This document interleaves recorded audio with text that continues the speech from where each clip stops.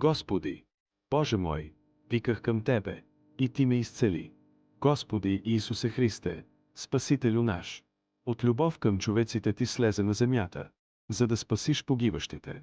Ти с милостива ръка изцели болестите и немощите на тези, които потърсиха Твоята божествена помощ. Възвърна здравето им, недъзите им премахна и им дари живот. Преголямо е Твоето човеколюбие, всемилосърдни и наш Господи. Затова и аз обръщам сърцето си към Тебе и със смирение Те моля да ми помогнеш и да ми възвърнеш здравето. Зная, Господи, че не всякога Ти бях признателна и благодарна за здравето, което Ти даром ми даваше. Често Те забравях и към Твоя дар бях небрежна. Но Ти не ми зачитай неразумието. Умножи Твоята благост и не по заслуга, а по милост ме дигни от леглото на страданието и на мъката. Аз през всичките дни на живота си ще прославям Твоята чудна сила и ще изпълнявам Твоя свят закон.